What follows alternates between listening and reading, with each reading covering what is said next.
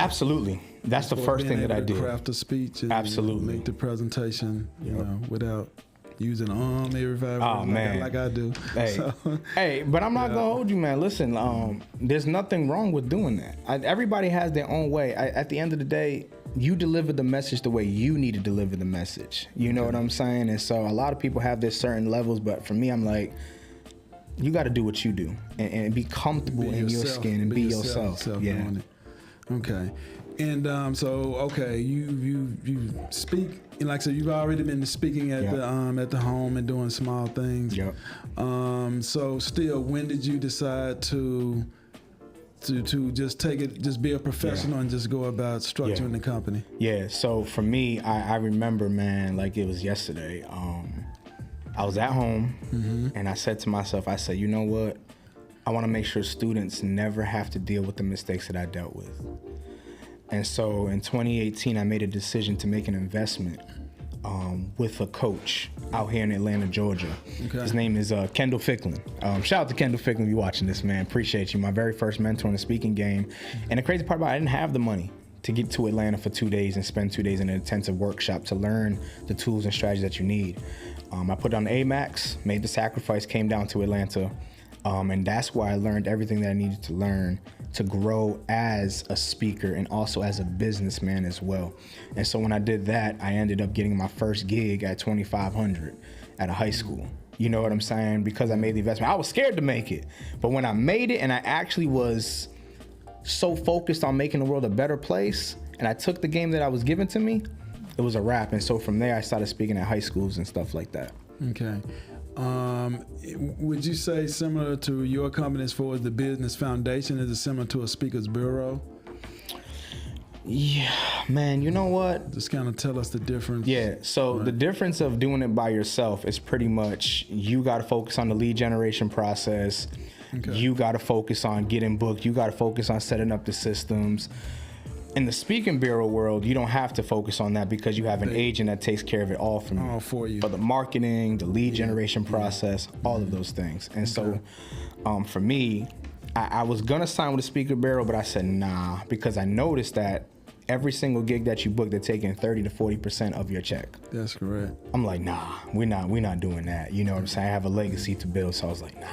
Right. Yeah. Okay. Yeah. And who was one of the first speakers that came under your company? One of the first speakers that came under my company was actually Jamisa Brown. Jamisa Brown, yep. She was a girl in Connecticut. She came to me. She's like, man, I'm trying to learn how to speak. I'm trying to learn how to grow. I want to learn how to get into schools. I want to learn how to share my message. And from there, I was just like, okay, well, cool. You know, let's sit down. Let's figure out what you're doing. Let's package your message. Let's package your systems. Let's take it to another level. And then from there, I just started getting more and more clients. So, yeah. Okay. And as of right now, how do you get your clients as far as marketing? Yeah, so is it mostly social media, or how do you? Man, I always say God did. You know what I'm saying? Like, but really, a lot of Facebook advertising for sure. So we run Facebook ads. We do master classes. We put out content that's going to solve a specific pain point for speakers that are dealing with issues that they have in the speaking business right now. One of the biggest issues that a lot of speakers have is, how do I find the right decision maker? Right? And then what do I say to them? Right? And so those are those things right there that we've just put out content that solves a problem. And then from that, they just reach out to us and they book a call and they say, well, I need what you got, And so that's how we end up getting our clients for our programs. Right. Yep. And how much of crafting the speech goes into their life experiences? I'm sure they share that within their message. Yeah. So is that something that you motivate and encourage them to do? Based off past tragedy or pain that they've had to endure. Yeah. Just tell us a little bit into crafting the message. Yeah. Right. So for an example, we just had a brand new client. I'm not going to say her name because I'm not going to put her business out there, but she came to us and she was just like, Will, like I really want to take my speaking to another level. And so she had a divorce. Okay. And so I said, okay, well, what we're going to do is we're going to take that piece and we're going to turn it into a message. And we said, we're going to title the keynote presentation, Divorce Your Past and Get Married to Your Future.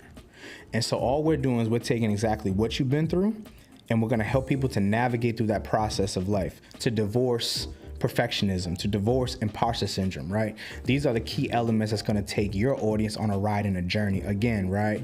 It's always about telling your story, but then it's also about making sure that you make a unique impact when you're on that stage. Because at the end of the day, they're not going to remember your fancy slides, not going to remember what you're wearing. They're going to remember what you said and what resonated with them. And so I think it's very crucial for every speaker to make sure that you have a signature talk that speaks directly to the old you.